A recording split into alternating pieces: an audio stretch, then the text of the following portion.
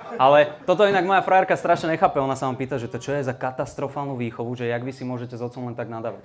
Ja hovorím, že tak jak? No tak normálne sme dospelí, sme kamoši, normálne riešime veci na rovinu, plus sme tej isté žene oblizovali prsia. Ale nie naraz. Dobre? Nie naraz. To je švédska trojka, v ktorej ja sa nechcem ocitnúť, dobre? To je akože, jak by to asi vyzeralo, hej? Hoci, posun sa. Kubo, drž hubu. Chalani, nehádajte sa a švíhajte, ja som ešte nevyložila prádlo.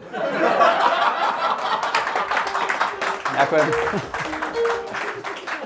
Nie, ale robili sme to. Oblizovali sme prsia a dokonca veľká väčšina z vás, ak nie všetci teda, čo ste tu, tak ste to robili tiež. Oblizovali ste svoje mame prsia a je to stále taká nepríjemná téma. Normálne, pozerajte sa na seba, jak sedíte teraz.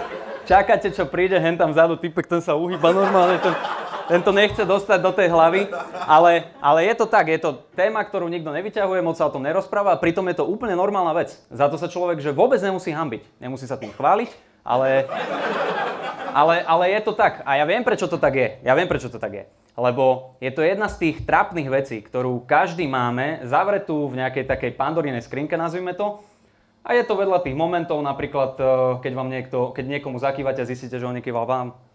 To je taký moment, hej. Alebo keď si neuvedomíte, že rodičia sú doma a prichytia vás pri masturbovaní.